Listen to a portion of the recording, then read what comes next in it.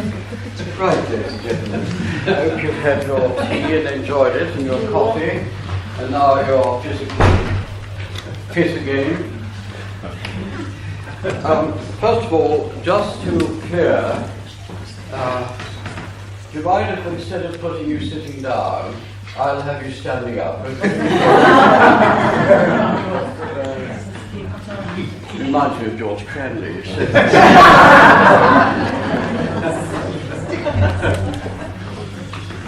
Makes a good.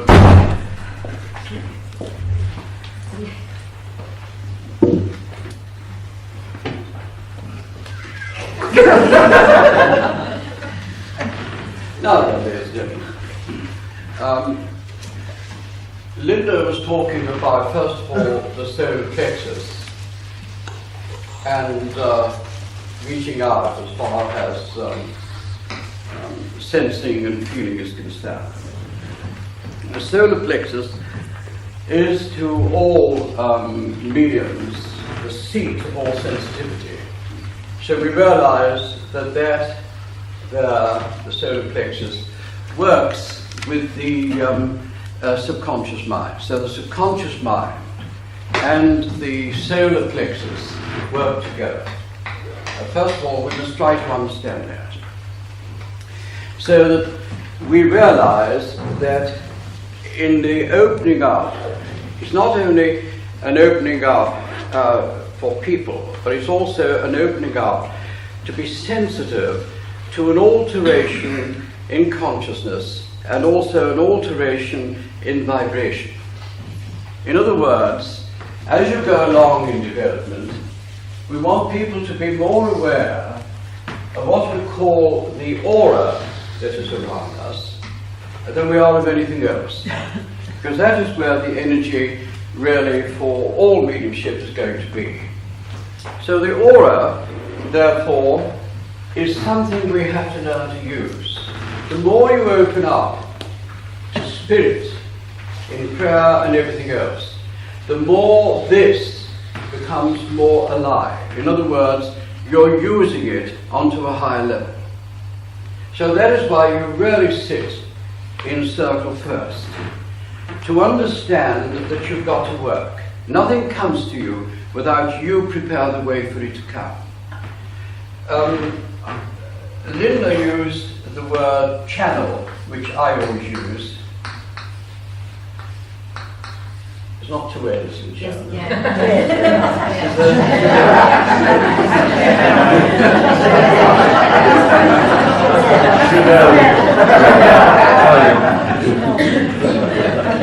That's because I just put some on.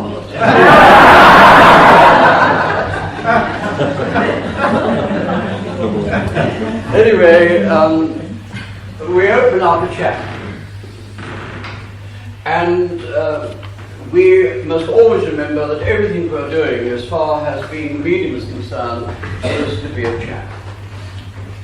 Now, when we talk about being an empty channel, so that there's nothing there, one must be very careful about that, because although it must be a wide channel so that everything can flow through, we must have nothing there that's going to in any way prevent the flow coming through from spirit, either in thought or in communication.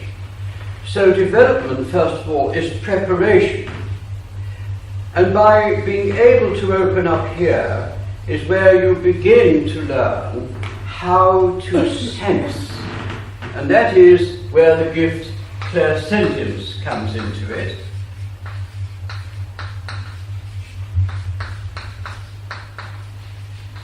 Big word, isn't it? Clairsentience. Clairsentience is the gift of feeling. It's the gift of awareness. So that before you see, in other words, and before you hear clairaudibly, you should develop clairsentience.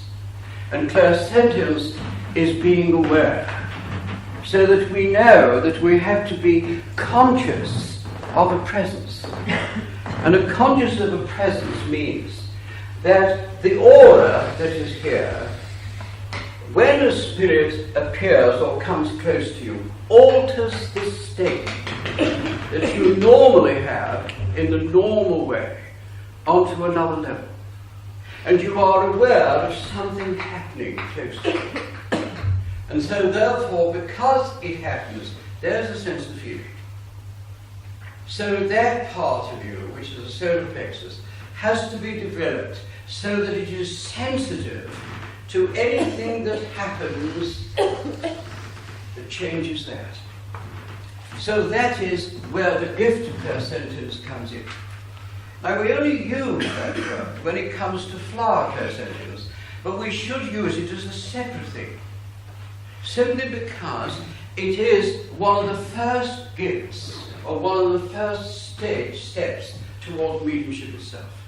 To be aware, to get this altered state of feeling, an awareness that someone is there, which changes your mind so that you now seek within your mind to find out what it is. That's when, as the hook, which is a question mark that our friend gave to us there, it then, when this altered state comes to you, that you've got this, is when your thoughts then begin to search. And as you begin to receive, it comes through your subconscious mind. So therefore, you're getting a feeling, you're getting a story, which ultimately, when you're developed, will then bring the pictures into your mind, which gives you clairvoyance, and it will also give you the sounds, which is clairaudience. But before you can do it, you must be aware of sensing. You must be aware of the altered states of consciousness. And you must be aware of all the change that takes place here. Now, if we have a look at some of the things that were spoken, as a matter of fact, I've got a picture of the very thing that our dear friend Linda was talking about. There we are, there's a picture taken of various things that were happening while the medium was working. That means that there were various things, but look at the movement of them, you see here. Now that means there are energy fields there, there are energy lines there, and as they are not in straight lines, those are thought waves that are coming across, thought waves that are beginning to show. And in a camera, it's been able to be picked up. And we should be able to pick these things up. There's another one, look how beautiful that one is. Absolutely brilliant. But they are energies that are being built up through the development of mediumship, sitting into classes. And here we've got, there's one, the medium, there happens to be Tom Tyrrell, by the way, one of the greatest mediums that we've had. Wonderful man. And look at the energy around this he was sitting. And so much so, look at the face that's appeared through his powers. So what we're getting all the time is, here's another one. You see, look at that one. This one was taken in Ina Markroft's circle, but ultimately they will get writing, you see. So all done by the energy and the flow of power. And there it is, coming on to the first picture. And here, ladies and gentlemen, is the same. Look at that. I have a prayer there. I'm not so sure that's a genuine one. You can't tell, by the way.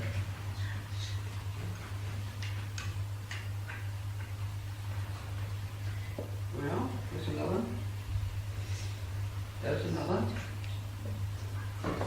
All showing that which Linda said she felt. Now I'm showing you the pictures of it. See here?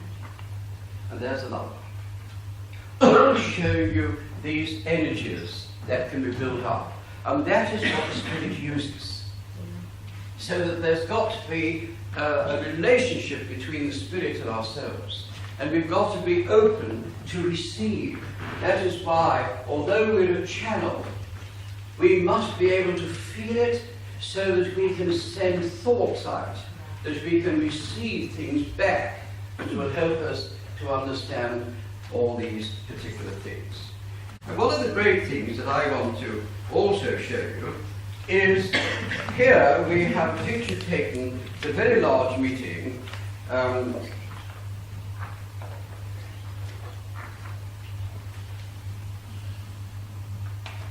where the medium that was working, then as she was working in the power, look at the power again, so I want you to look at it very carefully, and the way the faces have appeared. And that is taken in a demonstration. And that one is likewise. You get the power, and then you get the formation of the spirit appearing in it. So what we're now trying to tell you is we've got to change our ideas with regard to how the spirit manifests. So let's get rid of this. And what we're going to try and tell you to do is this. We want you, Linda spoke of the down, the within. Yes, that's quite correct. We have to find this great quality of power within us where God abides and find the depth of our own spiritual self. But there's something else as well we've got to be very mindful of. If you call that the earth, remember that the earth also has its own soul. Else you wouldn't get life. How can you? Life doesn't come on the top, it comes from inside here. And therefore, like the physical body, you've got the life force inside moving outwards. So you have in the earth itself. So mediumship is not only, ladies and gentlemen, to sort of do your own work, but you've got to belong to the whole. That's why you keep your feet flat on the floor, so that you are beginning to get the vibrations of the earth as well. The earth, as you know at the moment, is crying out because we're destroying the crust, and it can't get through. Isn't it likewise, if we do something wrong with our physical bodies, that the soul can't express itself properly through our physical body because we're ruining it?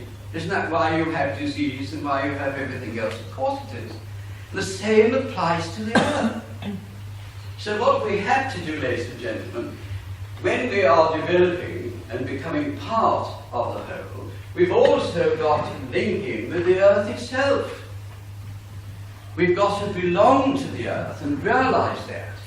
And our thoughts and prayers are not just personally for ourselves, but for the whole, to become part of it. So what will happen will be this. When we are sitting in the class there, you don't sort of, this idea of prayer and music all the time was all right in the past because they didn't know any better. Now we know better, we don't need it. What you need, ladies and gentlemen, is to be able to understand that you as an individual have got to become part of the whole. Because God's power is permeating the whole. And the spirit world, and what we call the spirit world, is part of the earth as well. It hasn't left the earth. It's functioning on another level of vibration. That's all it is. It hasn't been removed because you can't see it. It's still there. You can't see the air you breathe, but it's here. And so is the spirit world. It's here. And you've got to be part of the whole. From the very centre of the earth, you've got to bring yourself to be part of it. So the powers, when you open up, are to flow around you until you are linked up with everything to do with the earth, to do with life, so that you have it around you in that manner. So what we want to see is a light from you, a change, and that links up with the inner body, which we call the soul or the etheric body, flowing through it until it begins to manifest around you. That becomes the spiritual thing. What do the spirit people say to us? When they're looking at us, they don't see our physical body. They see our etheric body. They recognize the etheric body, not the physical body. They don't see our physical body. It's only thought that they receive from us. What they see is our other body, not the physical one. So if they can't see our physical body, how on earth can we see them with our physical body? Which brings you to the point that you don't see the spirit world with your physical senses. You see them with your spiritual senses, and that's what you've got to develop. And you can't develop them until you have been able to understand what these senses are. And therefore, ladies and gentlemen, what you have to go through is this sense of feeling, this sense of knowing, this sense of being aware that there is something different from the ordinary that's taking place with you. Then you go back to Jesus, don't you? I like to bring him up sometimes. Because it's nice to talk you. I mean, I'm sure that he'd be very pleased about that. But why? Because he told you exactly the same thing when he was healing someone, and everybody was around him, touching him, and trying to say, if I can only touch him, I'll be healed. Consequently, look what happened. While there was lots of people trying to get to him, someone touched the hem of his garment. And what did he say? Someone has healed me with faith. And they turned around and said, but they're all touching you. Ah, but only one has touched me with faith. He felt the power touched. What had happened? The aura had been touched by the faith of the individual. It wasn't the garment. It was the faith of coming close in the aura, touching something and knowing that she couldn't touch it, but she was satisfied that she would get the power anywhere. And he felt the power leave. And it wasn't a physical power, it was a spiritual one, because she didn't touch his body. Now he was aware of that. And that's what we don't teach in the circles. And it's about time we did teach it in the circles. Because that's the development of the whole. What we're doing, ladies and gentlemen, is that we're concentrating on here, telling people what they want to know, rather than what the Spirit wants to know. And what we need is to get back and remove all this that we've been doing in the past and start again. And this time, have a developing circle and a place that all people can develop spiritually until the time of where we part company. And they then become either the power builders to allow mediums that are gifted to go ahead. They don't fall away, they help. Because all of them aren't going to make a grade. You're not going to have first-class mediums with everybody. We can't all be going around just as mediums giving each other messages. There will be lots of people that are not gifted that way, but it doesn't prevent them from being aware.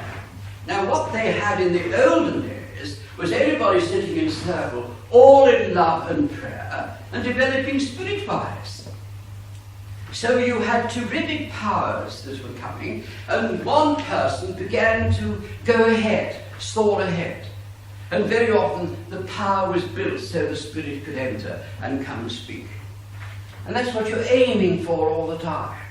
For that time of when the power is built. The power we're talking about, you see. The power building up for the manifestation of the Spirit to take place. Now let's get rid of something else. We don't open our eyes to see the Spirit at all.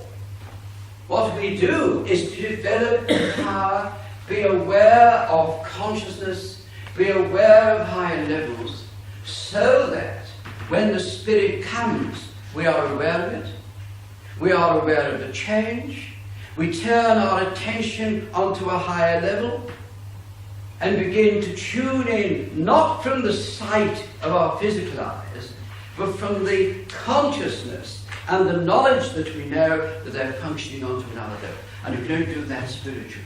You can't do it physically. So therefore, what we need now is, instead of building psychics and making psychics, we must make channels. We must develop channels. And that means stage by stage until we get there. And then you need to find out how those powers are going to be used. And ladies and gentlemen, the only way is, very recently, I know you probably won't believe it, but it's true, but I was in Garrett, and I heard from all the congregation, and I think I told you about some of you, that we're now told by certain mediums that objective clairvoyance is through the eyes. You see? So you open your eyes.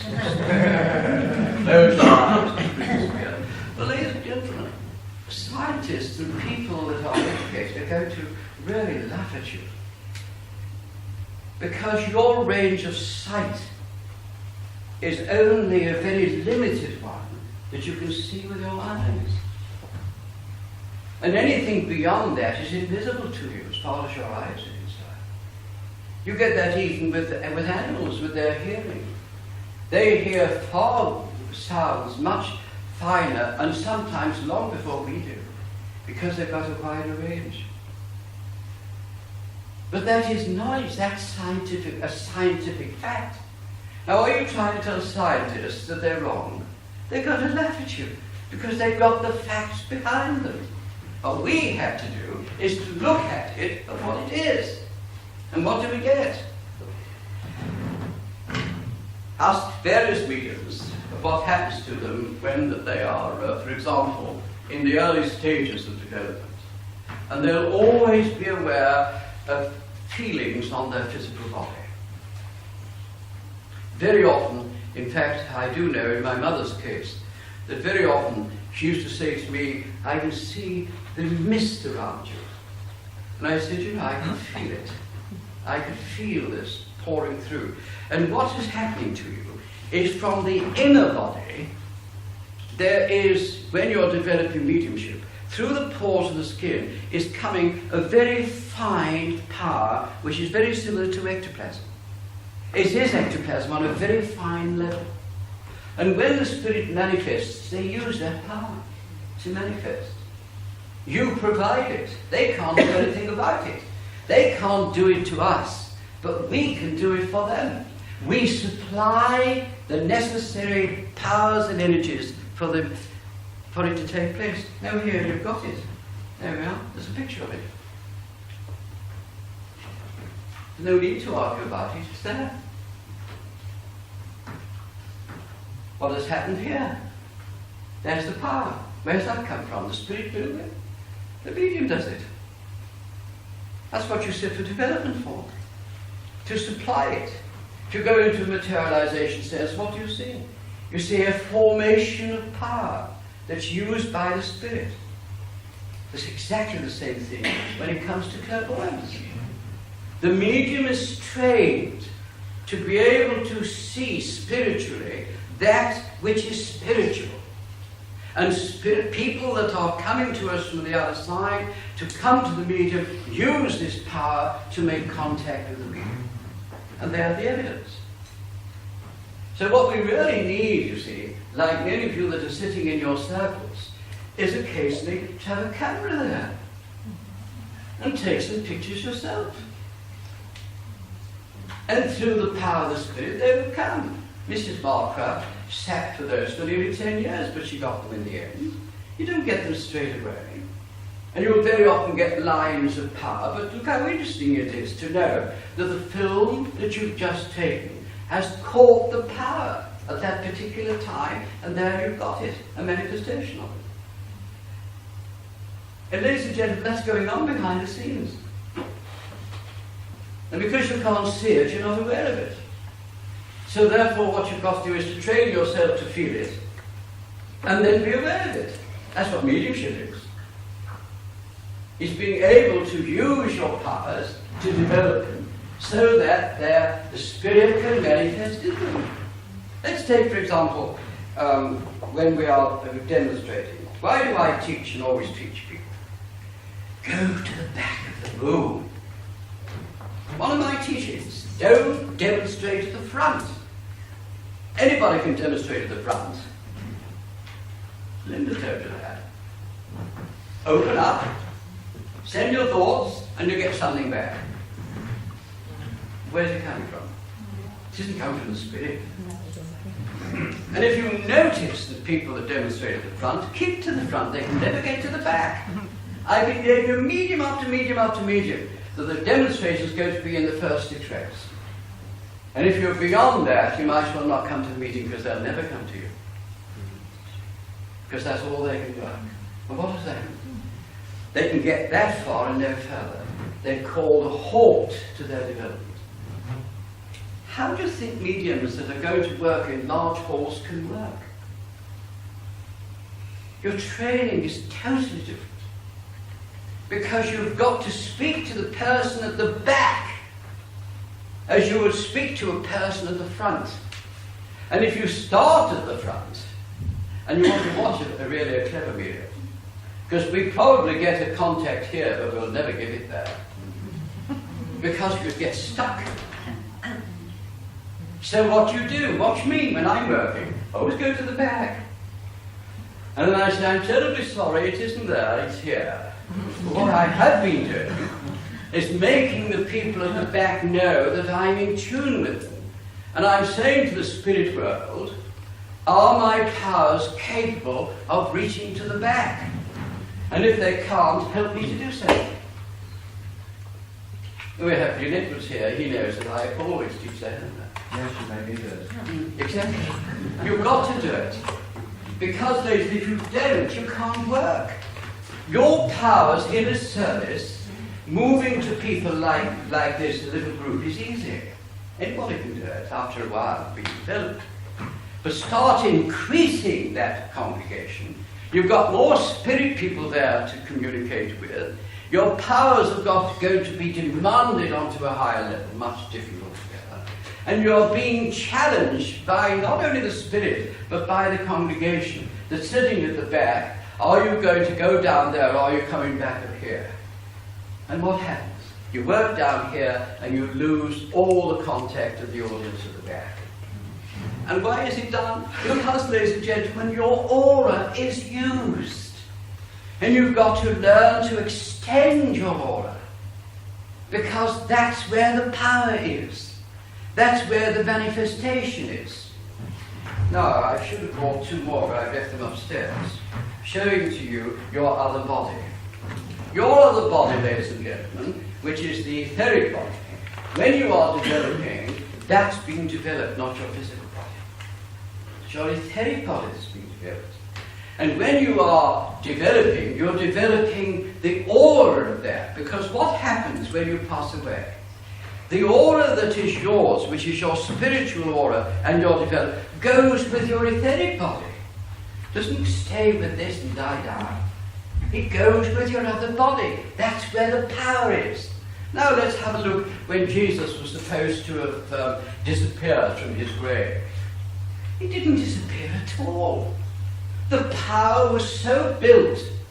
He was not only a materialization medium, but he was a dematerialization medium as well.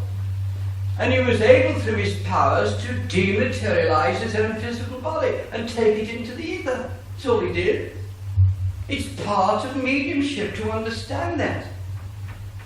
Because your powers are in the inner body. Why was the light so great that they couldn't see it with their eyes? They had to blind, they were blind. Only their other side could catch it. The same reason. Because it was so developed. So when we now have to understand that development, ladies and gentlemen, in the early stages is as exactly as we were told by Linda, to develop ourselves to be a channel, to become sensitive. Then to realize that you have an aura around you, which you're going to hear an awful lot about in the journals, and you'll be aware of that aura, aware of those parts, aware that something is happening to you, aware that you can see these mists. Very often, when we see spirit people, we see them through a mist. Other times we don't. But there are other times we see them in different ways coming to us. You can see a whole mass, and there's a picture going around now, of a whole mass that looks like a cloud. And as you look at it, faces are coming through it all the time. And you've got to be able to bring one of those faces out, communicate with it, and bring it to a reality. And it is your job to do that. So that what we want is for you to see, first of all, behind the scenes, what's taking place. So that you then realize the importance of sitting, the importance of being able to understand how things work. And in addition to that, to be able to help those that are going to work with you. So it seems to me that when Linda was talking, I realized, I made a note of it, go and look to those pictures because you've got some pictures there that will show you exactly what she was seeing and why she was seeing it. And you've got also to be aware of it, not only see it, but aware of it. You've got to feel it. You've got to feel it happening to you. You've got to feel the change taking place in you. You've got to be aware that your body and your spirit have got to be able to part a little way, but the body's still going to be used to get the power and the energy from. Now you find it interesting in the class if you know what's happening. Because then you can turn your attention to it and realize how wonderful it is that we've stumbled across it, that we have been led into it by the Spirit. Because we are led into it because it's part of our work. We are chosen. And what you have to realize if you're a medium, you were chosen. And the gift hasn't come to you halfway through your life. It's come to you right when you came here. Your life on the spiritual way was already known what you were going to do. And even though sometimes you don't come into it until late in life, it still makes no difference. You've still got to come into it. And you've still got to fulfill that. And the only way you'll fulfill it is to find out about it.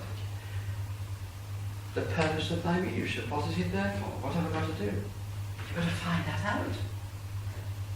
But what you've got to do is to work with it. And as you go along, try to find out what your work means to you. And if you haven't got the dedication to it, it's best for you to drop it and come back again later on. You're not going to get anywhere. So therefore, ladies and gentlemen, it is important to realize that first and foremost, we want to see, as in the class, a lot of people want signs and wonders. I think the greatest revelation, I haven't got it with me, is what Imperator said about mediums. And he said this: find truth, search and find that temple within and God within, and be aware of the outer forces of spirit. But he said, do not try to teach the inner things. People must find that for themselves. Because what is an experience to one is not the same experience to another. And that is true. I can tell you my experiences, but it isn't going to help you. You've got to find your own. And so it is a point that you teach only the things that are necessary for the people. There are things that they must find out for themselves. And when they do, they will find things that will be so wonderful and so infinite that you can't find words to describe it. So right on. It's a personal thing for you, it's not for anybody else. Other people must find their own. And that means that your mediumship doesn't just stop in the circle room, nor does it stop when you're on the platform. You go on until you have these great spiritual experiences. That's when you're initiated into the real truths, of the inner truths of life. So it is very important, ladies and gentlemen, that we realize, first and foremost, that our job as mediums is to build power, extend it, touch the earth, so that the power from the earth can come through and prepare the way for heaven to be experienced on the earth by everyone, not just the chosen few. So we build and cover the earth with the power of the Spirit. Can you imagine how wonderful it is to know that heaven then is a live world and not a dead one? We've brought it to life because we have touched the soul of everything and created it. The Spirit wants to do it. Then the great masters can walk our earth. and influence people here. So that we find the world that is lovely. Isn't that the ultimate? Of course it is. One of the aims of you and I should be to bring heaven to the earth. We push it away, don't we? Because we talk about them as dead. Isn't it so? Of course it is. Go into the cemeteries.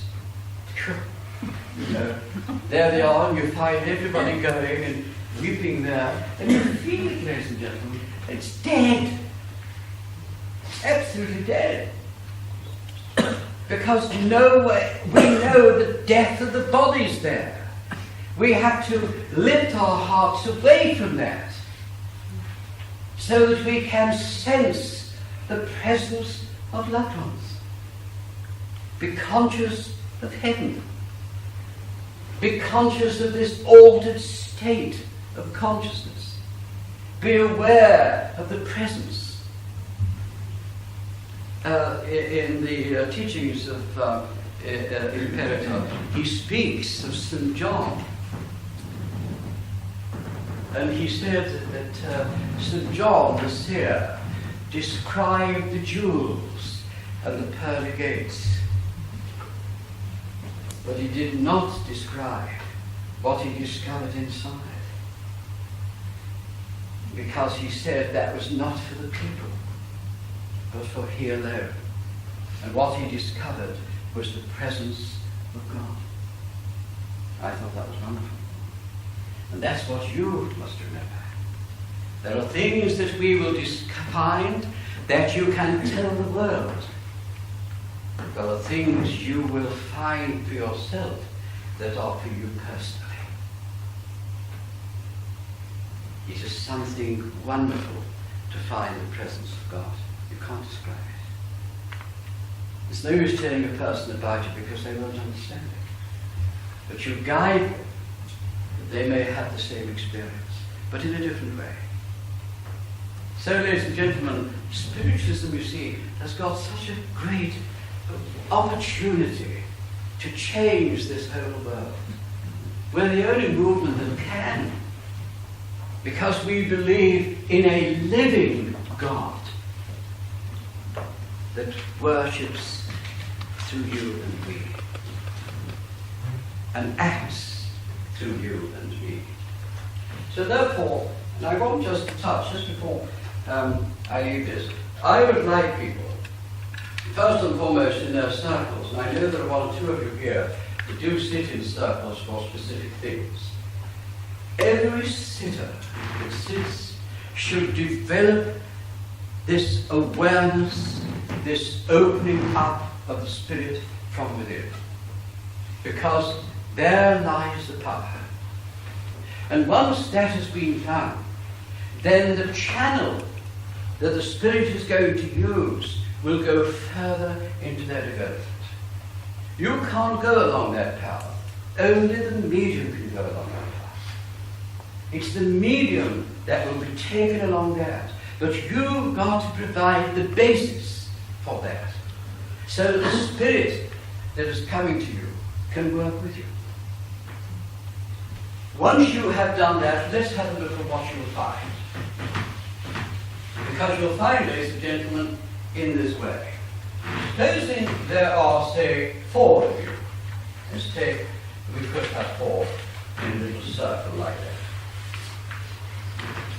If, for example, each person begins to develop this opening up, which they should, onto a spiritual level, this linking down to the very soul of our earth, and raising our consciousness onto these high levels of spiritual growth. There you have got the power moving forwards and upwards and outwards, so you become like a tree. Take it as a tree. The roots are in the ground. All the nourishment is coming from the ground, moving right upwards, right up into the heavens. Why can't we do the same? It's the same principle. What are you taking? You're taking energies from the soul of the earth as well, the life creative force, You're bringing it through yourself, opening yourself up in that way, so that the branches of power can move out. It's the same principle. Now, if you can have that with your circle, so there is this light around them, look how it's going to be. Then it begins to link until the whole of that becomes a great light. You've got a picture of that going around now. The same thing. A light comes, a glow, a spiritual light. Energies. Who's going to come in it? Well, ladies and gentlemen, the spirit world are going to come into you. You're inviting them now. You're preparing a place for them. Now they can come in. Because you've prepared it. You're not singing a hymn, hello, hello, hello, hello, hello. And you're not saying, who are you, where are you? You see, that's not necessary. Your prayers, your thoughts, the opening up, the development to each one of you is important. You reach out and blend together. There comes the light because it's spirit. Prayer and silence, being aware on spiritual levels is what you require. But instead of that, look what happens. You go into a circle, many circles today. You're sitting a while. Yes, you all pray a little bit. And then someone says, what have you got? And you haven't been there a week or a fortnight or a month. And stand up, Mr. Circa, take this article, tell me something about it. You're opening up on the wrong purpose. What you're doing is you're developing this awareness onto a physical level and not onto a spiritual one.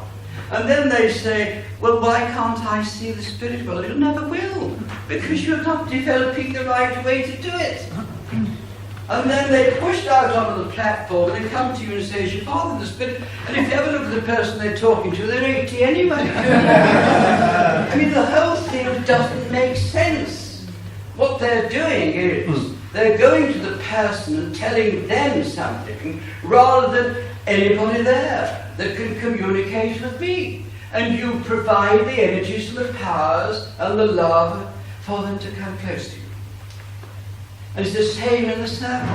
You've got to develop. People say, well, I don't want to develop. Of course you've got to develop. How can anybody develop in your circle if you haven't got anything to offer them? You must do that. And that is why, very often, when you're sitting, you never get anything for quite a while. Because the spirit world keeps waiting for you, for each one that's in that circle, to be dedicated enough to develop themselves. Develop the awareness, develop the power, develop prayer, develop the spiritual growth, all the necessary things, so that the light comes, and then the spirit comes. That's what it is. That's why, ladies and gentlemen, in the olden days, I hate to talk about it because it just puts to shame, they got such wonderful results. Because they all sat in circle, enthusiastic, singing on the top of the voice, you know, lead kindly light amid the encircling abide with me, that's what son of my soul, you know, spirit divine. They used to go until every hymn they could find. But there was a wonderful feeling with them. And so what happened? They were all so eager to come the following week. They were there in their seats long before the time. Having a little chat up there. How did you go on during the week? Oh, I had a awful time. I'm glad I'm here, you know. I'm sure I should do much better. There was the right feeling, you see. Today, well, I'll give you a month or so and see what we can do. In those days, time didn't matter because they loved it. And consequently, look at those beautiful pictures. We haven't got anybody who can do it today. And even if we had, I doubted whether we'd get the same results. Because we're too mechanical. And we've lost the spiritual side of it and the dedication side of it. What we need to do is to bring it back, but in a different way. I mean, we can't all sing forever. I mean, last night we were singing peace on earth. You were here, weren't you? When we sang that last thing, all together, peace on earth, lovely peace on earth. But this young man, middle-aged man, started off, and he was obviously a tenor. He was straight up with the air. And there we were struggling as baritones in his face. Until you got voices all over the place, you see. And I looked around and thought, this is supposed to be harmonious. We wasn't a bit harmonious. We were all struggling like mad to reach our notes. That doesn't get us anywhere, you see. So you're better not doing it. But look what thought can do. Look at the power that thought is going to do for us. And that's the lecture that Clear is going to give to you. But the power behind it that is important. And all those people sitting there, you see, with that wonderful feeling of love. And that's what we've got to do. Sit. You provide a place for them. And if you can provide it once, you can provide it twice. And then you can increase it by giving them more energies and powers so that the Spirit can work with us. It's all, ladies and gentlemen, linked together. And we have to learn to cooperate.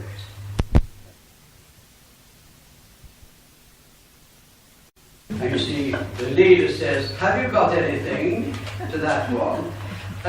Yes. And what happens? The servant says, I knew when she's on a fish, she'll never get her. And it's just like that. Because, you see, ladies and gentlemen, they haven't been told the importance of blending together, being together, the spirit of togetherness, all searching to find the inner depth of spiritual being until we feel how wonderful it is to be there. And when the time comes that we have to say, you know, it's time, we say with our thoughts in the Spirit, we know you'll be here, we have felt your presence, and we should be back next week, but we hope you'll be with us, John. You see, all the time, this lovely feeling, visitors from the spirit world, all our friends and family coming in. Do they come in and say, oh, look who's here? I don't know what she's doing here. I mean, last week, the mess she made of it, you see. Nothing like that happens. It's all a question of happiness and joy. So, ladies and gentlemen, what I wanted to put across to you is the fact that the aura, the development of power, the extending of the aura, this difference in consciousness, this extending it, is all important, because we've got to remember that we can only reach the spirit world on spiritual levels, by spiritual sight, by spiritual feelings. And those energies are there around us for us to use, if only we will use them. And once we have that, your find our mediumship will be far more to you, because it is a spiritual thing. It is a wonderful thing. It's a lovely thing. And you go away on the top of the world because you know that it is something that you can't describe in words. And you'll be the channel. That's what you've got to think. And you've got to make it work. Now, ladies and gentlemen, are there any questions? And I'd be glad when all the pictures come back. They are counted, by the way. I do trust you. I still count them. How many? You talked about the aura, and it is part where the energy will be built to you. Could you explain that further for us all?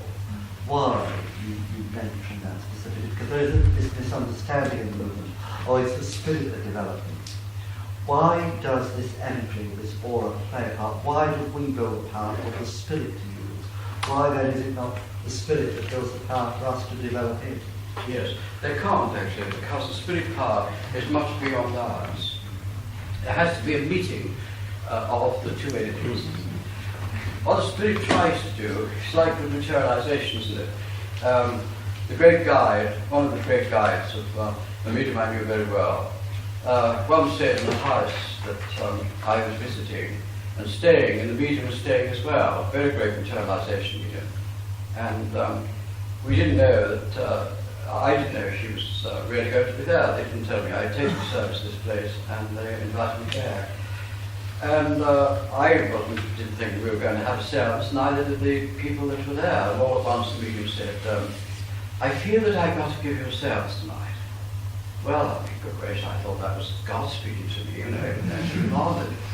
And so the gentleman in the house said, well, we've no cabin or anything like that. And the lady said, oh, there's no need for that. She said, just get me a blanket and pop it across there, she said. And I'll sit in the corner and we'll see what happens. Well, she always liked two particular hymns, and there were only three of us to sing it. And so we sang this hymn and we had a little prayer. And then the guide came and gave a prayer, which was very lovely indeed. And then the little girl guy that she had came, and then the medium stood up and put out a hand, and the guide said, we want you to watch what's coming on hand. And the little fairy came. Now I didn't believe, well I did believe, but I didn't believe, because I'd never seen fairies. And a little fairy came on the hand, and with wings and everything else was flying around the hand. I can't believe this, you know, here. Anyway, that's what happened. Then a bird came and did exactly the same thing. And the guy said, you know, this lady has the most remarkable gift, that if only she was a better child. And so I was just going to say, well, news me, you know. I thought, I'd better be careful of this. And the man, that was a great man in the spiritualist movement, actually, in past present. And he said, well, why? He said, well, you know, we tried our best. And sometimes the conditions that she gives to us are appalling. But we have to use them. Because the work is so important.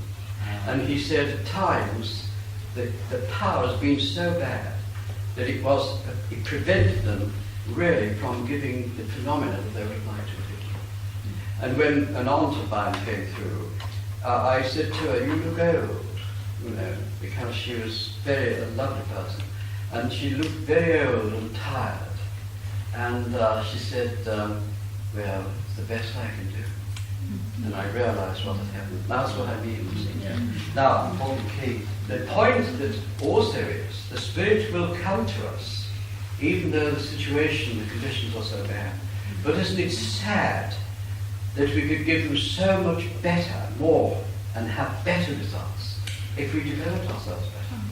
And that we really, I mean, this, let me be honest about it, I mean, this lady, before she sat, had already had 3 whiskies, and they were lovers. And when she was like that, she loved to sit. And we had another great trance medium used to come to our house, and she was an excellent medium, wonderful trance medium. And the same thing happened. Before she would come, you had to get in 48 guineas, because she never drank tea. She had guineas from morning to night. And when she had take a sitting, she used to have a bottle of Guinness and used to smoke, and she used to dash out for another smoke and then dash back in again. Now the Spirit said, she gave my mother and I a trance sitting, and my mother said to, my father came, you see, and she got my father very well. He came through and spoke to my mother, and she said, how are you? And he said, well, I'm happy. He said, but I feel very strange. He said, why? He said, well, my dad liked to drink a beer, you see, before he passed away. Well, he lived here. And he said, I just feel as I just had a pint of beer. And my mother said, well, I'm afraid it's Guinness that you're feeling at the moment. And that was it. See, the Spirit touched it. See what I mean? Now, give them wonderful conditions, And even though they got through, and they did use the medium very well indeed, she gave some very fine evidence, it didn't feel so. There's something missing. And the spirit knew it was missing. And what I'm saying is, why don't we get it right at the beginning?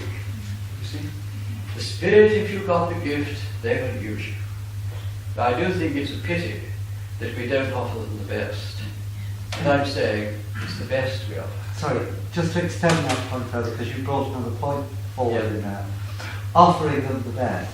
You talked about the Guinness and smoking. Now you know I'm an inveterate addict to that.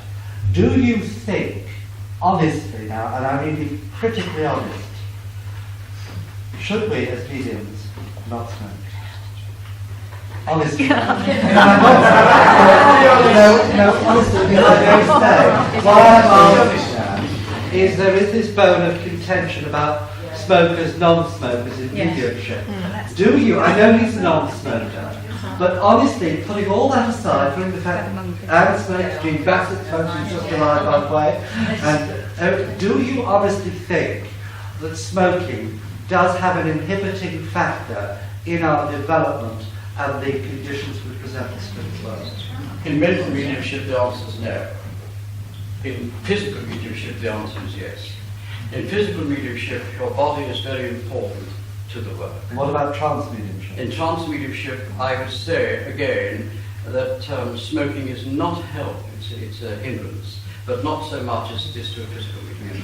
So it would be better Yes, everyone would be better if they could to give up these things, but it's very difficult. A lot of mediums can't, because you see, one of the things that you're going to hear this week is that mediumship, and especially mental mediumship, works on the nervous system.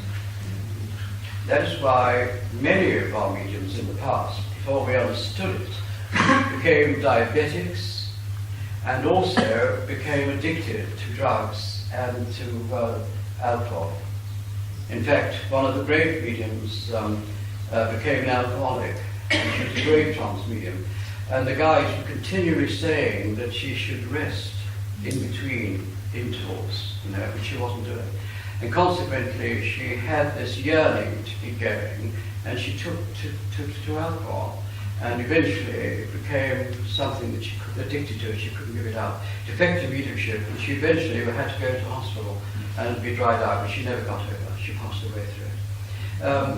Now, you see, today we understand far more. That's why it is important that we run these courses to bring to you things that you should be doing and the things you shouldn't be doing. Because we've got so much evidence of this, especially physical mediums.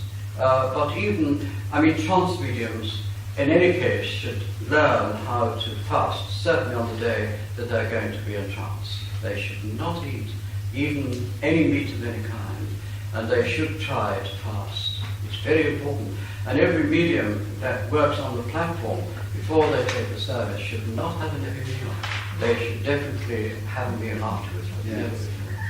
Because it's so important that your energies are not affected by your digestion or things of that sort. Yes. I've heard about the fact that spirit world can store energy for a particular thing to take place. How do they store it, and where does it go? Are you talking about the spirit storing it or the medium storing The it? spirit world storing Yes. it. Well, they do it actually in this way. If you'll notice, most mediums, I'm not talking here about sometimes when we have to go on the platform quickly because the medium hasn't turned up and we've pressed on in that way. But the spirit, rather strange, well, it isn't strange, knows that's going to happen anyway. They're prepared for it. Yes, energy is built up, but that energy has to be replaced. And therefore, it is important that they say to us two things. One, that we should have deep breathing exercises, and we should have at least, as mediums, at least a quarter of an hour every day in linking up with them in the science.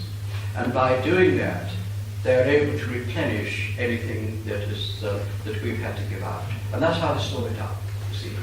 So there is a storing up of energies in the aura, you see here. of which the spirits, when they come in, always leave a residue behind. And this residue builds up as we go along. That's why sometimes the medium is better on some occasions than others, because the power has been left much greater than other times. All right? It's in the order. Yes?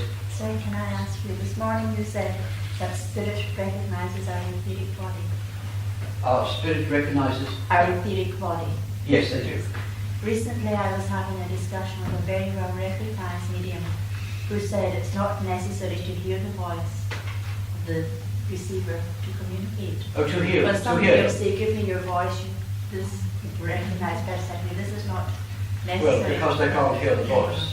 What is your view, sir? Well, you see, first of all, we all realize as mediums, I mean, every medium that is a medium is a trance medium automatically, because you cannot work as a medium unless you are overshadowed by the spirit. That must be the priority of development. There comes a time when we know who that person is that's working with us. So that supposing, which has just been said about this story of power, and etc., etc., no medium really rushes onto the platform without they have at least 5-10 minutes quiet. The churches were going to leave them alone and let them get on. Because in that period of time, as we are doing that, we are linking with those that are working with us. And that means that it's not a question of a voice, it's a question of knowing that we are being touched by the Spirit. Because the presence is felt by us, see here. Not necessarily they're spoken to us. It doesn't matter, as long as we know that they're there. And that means that change again that comes when they touch the aura, we know. And instinctively, our subconscious mind knows that it is the guide or the spirit that's working with us. And the message comes, yes, I'm here. You see, it's the subconscious mind that knows it, and it tells us. So the voice is not necessary. I mean, later on, I would have thought that all of us at some time hear the voice of the spirit, a spirit talking to us. And it is important that we respond to it and know what it is. You said this morning that you don't like the term workshop, and I agree with you. Have you any other word that we could use instead? Yes, we're going to talk about it as student participation rather than workshop. That's the words we're going to use. Right. Yes. Sometimes, if one is very tired before leaving service, and one feels, how am I going to cope? But one gets on the platform and starts, and afterwards you have a high. You could go on all night. That is the spirit Power. power that comes into That's right. That's a very good question, ladies and gentlemen. The ladies asked the question, which is a very good one. What happens? We got through the day, we felt very tired, and we don't feel really, let's be honest about it, sometimes we want to take a meeting at all.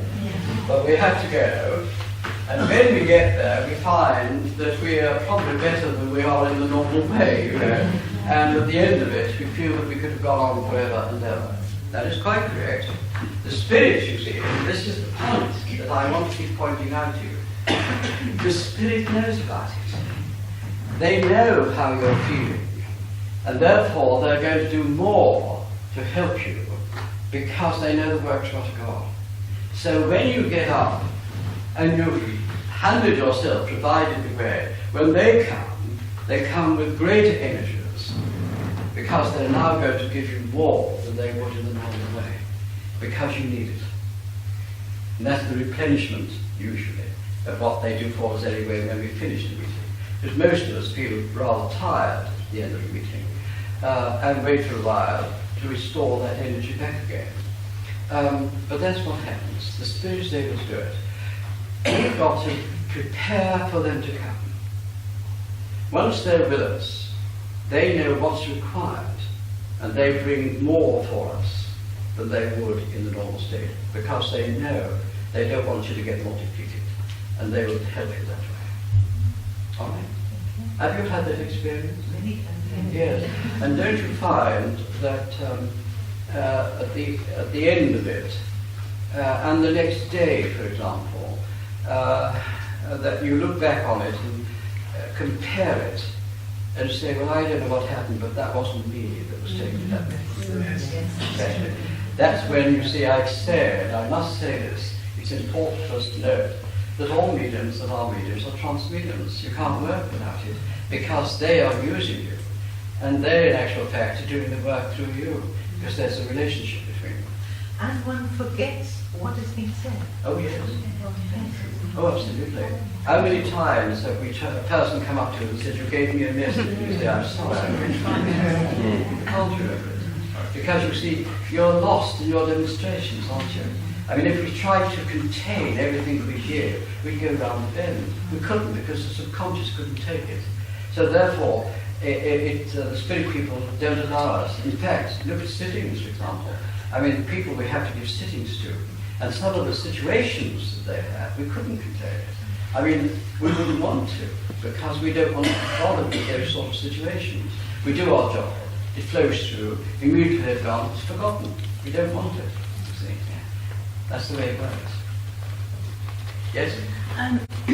I watched that James Randi series. I don't know if anyone has seen it. The James Randi series. Oh, you didn't, did you? No, but any time, and I know your thoughts to a certain extent, but any time anyone who purports to be a medium goes onto the television, it automatically, I don't know if people have noticed, looks ridiculous.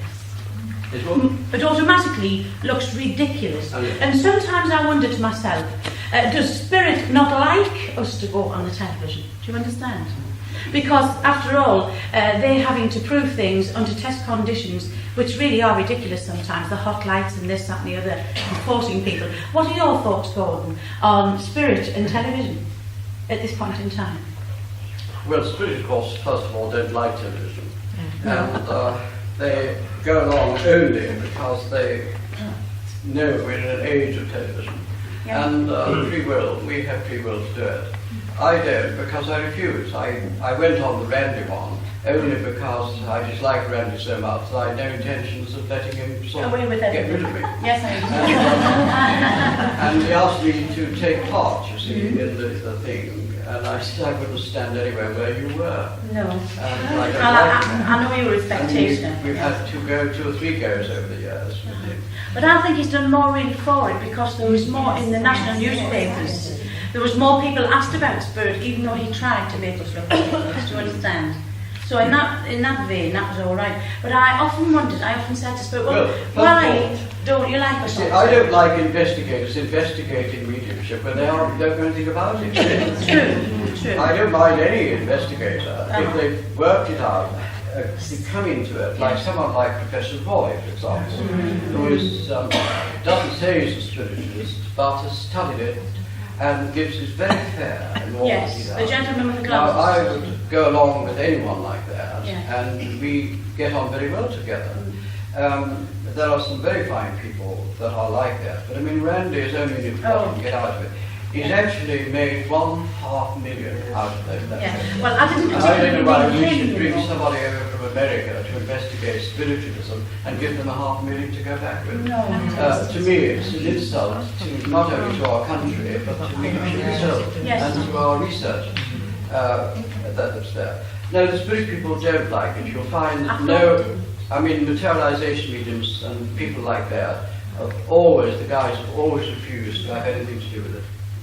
Thank you, I just wanted to know your opinion. Yes, there is another program coming out. He's doing 12 more. The reason that he's doing them is because he's being paid by the conjurers and the magicians. Yes. They've set up an organisation together to really have a go. And of course they've got the, unfortunately, the born-again Christians and the Pentecostals have also put money towards it. Have they? Oh, yes. Oh, I wasn't aware of that. Oh yes, no, that's not correct. Because they've just approached me. They've offered me a contract for £20,000 to do 12. So So I said no. Can I just ask a question of you? Yes. We hear time and time again from different mediums that we shouldn't do as many services as we do. That if you do more than one service a week or one service a fortnight, you'll deplete yourself. And we have found that the more we work, the better we feel. And I just wondered how other people felt about it and your thoughts on it. Yes, If well, you could explain why. up to last year, I only had, out of 365 days, I took over 400 services. And because I was doing sometimes 2 a day, and on some occasions I was doing 3. And working it out, I did work it out, and I'd done over 400, and I'd only had 12 free days in the whole of 12 months.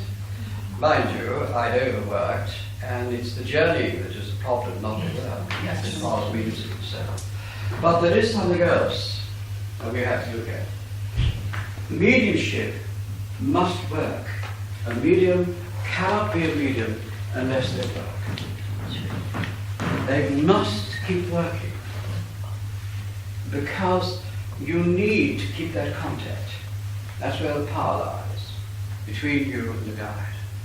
Now, I always train people that they must do private sittings, because when you don't do public work, and some people can't travel, they should be able to keep their contact by doing private sittings. Now, I'm not talking about 10 a day, I'm not talking about 8 a day. But if you take the great mediums like Estelle Roberts, for example, Lillian Bailey. Lillian Bailey did 4 sittings a day, 5 days a week. And that's all she would do, you see here. She did very little public work, but she did do that. Before she passed, she came down to 2 a day.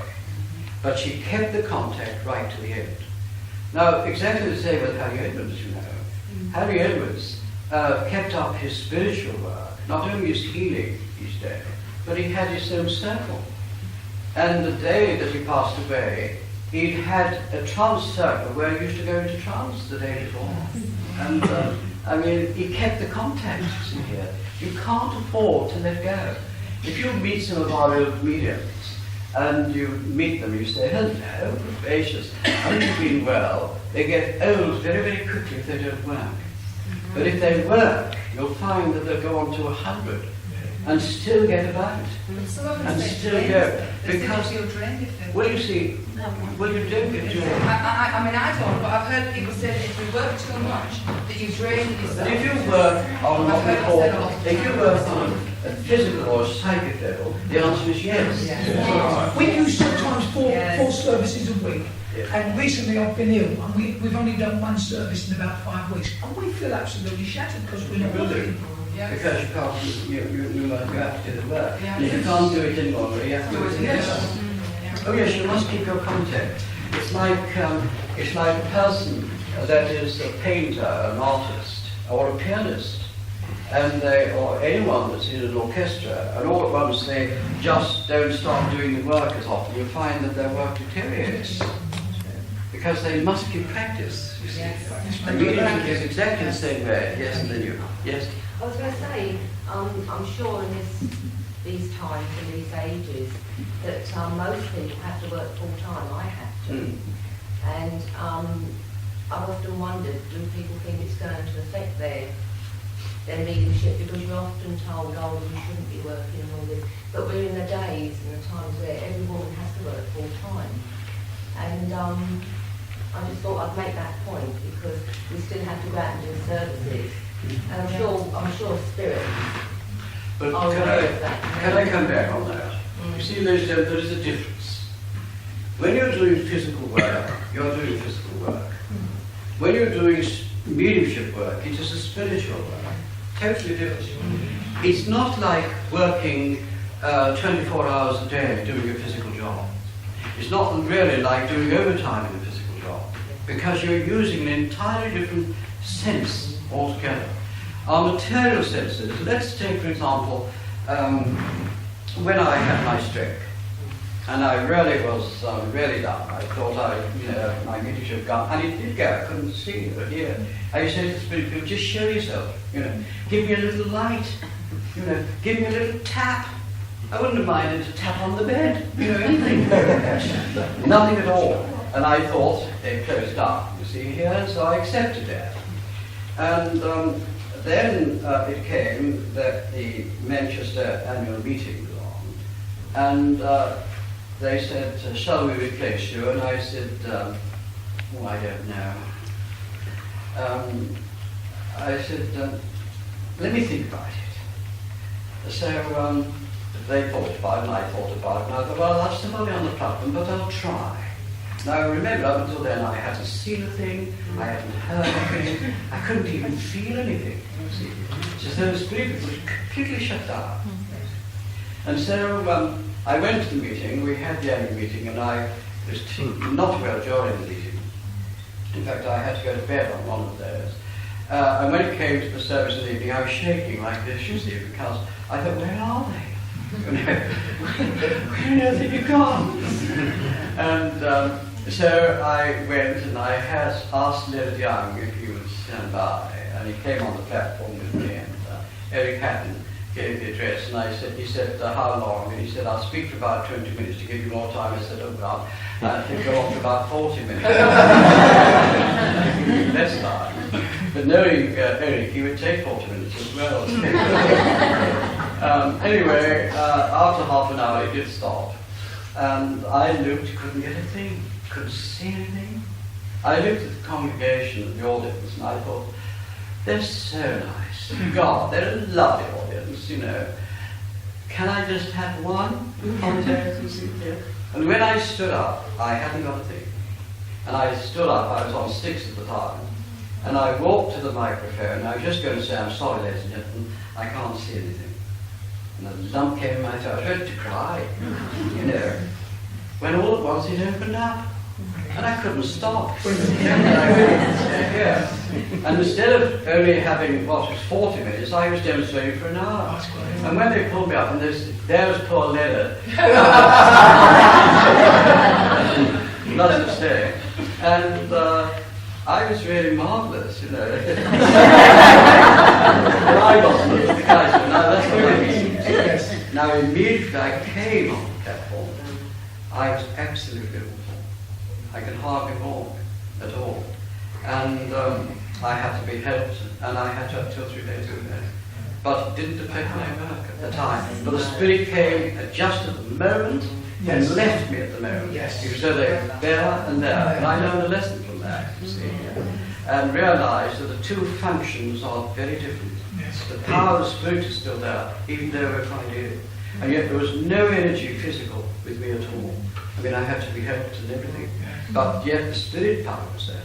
So the Spirit power is there, but what the Spirit won't do, which is very interesting, they won't do anything that's going to cause injury to your physical body. And that's what you must remember.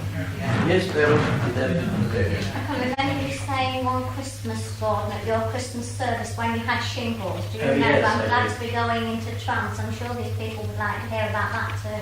Yes, I had shingles very badly, and Beryl and Tony came to my meeting and on Christmas morning, and I was in a shocking state. I had shingles, and my sister was having to touch, you know, with a brush.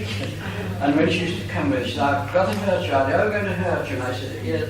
And she said, "I haven't touched you yet." And she was terrible. I was ready to cry. Anyway, I was in terrible pain, and I went into trance, and I was happy. Going into trance. But I can't remember anything at all. Okay. The guy walked about. Yeah. And just used me as though nothing had happened. It's again two different powers, you see. But answering your question, no, I think we can overdo it, especially if we do too many sittings. If we do too many, it does take a lot. And I'll tell you why, because we do have to bother very much with people's conditions, and some of their lives are terrible, you know, you feel so sad for them, and it plays on your mind, you know. Anyway, that's it. Who was the other? Oh, yes. Question I was going to ask. Who was the other? Oh, yes.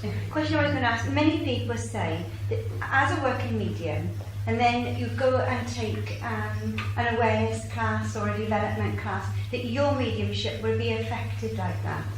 Now, how do you feel on that situation? No. If you're taking a development class, you're a medium. You take a development class. What you should be doing is taking what we call a beginner's class. If you take a beginner's class, you're not gaining from it. They may gain, but you're not. What you need is an advanced class. No medium should take a beginner's class, because I don't see the point. Anybody can take a beginner's class with some knowledge. What we need are mediums that will take people that are already developing, you see here, because you're extending them at the same time. So you're gaining from it rather than being depleted by it. But if you're taking a class of beginners, it's hard work, because some of them, you know, they're draining you at times, and you can come to the end of it and say, you know, whereas another person that's not a medium won't feel it so much. But you want to give so much and be so helpful, you're giving it, it's going away from you all the time. It's not spiritual work, you're using your energies to help others, and you're giving, and you're getting nothing back. Whereas if you're working with mediums that are training, and you're training them, you're gaining with them because you're working with them, you see here. And as you're working with them, there's a lovely feeling developing with you. But I always, with my own, I have 3 classes. I go from a beginner's class to a class for development, and then from there onwards to a higher class. And I like to be at the medium side when they're ready for the platform. And I find that very easy. And I gain from it because you learn as well. But it wouldn't affect your mediumship as such, even if you were not a beginner. It affects you mentally, because it's a bit tedious, especially when you're sensitive. And we are sensitive. And temperamental. Yes. Oh yes, I missed you out. Okay. Shouldn't turn away. In a group, now everybody in the group was exhausted at the end with work so hard on healing and everything going out. In which group? Oh, your group, yes. And afterwards, I feel absolutely worn out when we came back to normal. And I checked afterwards, and every one of us had sound sleeps afterwards to be replenished. Oh, yes. Now, would this be all mediums working together? Why are you all mediums? No. I see. Well, yes, they are. Everybody's medium to certain levels. Well, I would debate that, but yes, I'll let you go. I think everyone is. Yes. Now, if everybody's getting that sort of energy depletion, I always remember one comment you made a while ago was that you're not really working as a medium unless you feel this change of energy afterwards. Well, you've got to be able to be aware of the use of the energies, because a hard meeting, it was a hard meeting obviously, it must have been. Well, we did a lot of facts and healing and a lot of if you've got a hard meeting, any medium will tell you, I mean, we've got quite a lot of mediums here that are working on the platform. You know that you can have a darn hard meeting at times, and when you come off the platform you say, I don't know why I bother. Absolutely. Yes. And you say, I'm getting too old for all this, you know. And I don't, you know. And then you go the next day, so you come up and say, oh, isn't it wonderful today? And then you go to another one, you look at the congregation and say, oh, I wish I'd seen it. You get all that because we are sensitive. That's our job anyway, to sense and be aware. Then when we've got it, it tires us out. Anyway, there we are, ladies and gentlemen. Thanks very much. Thank you.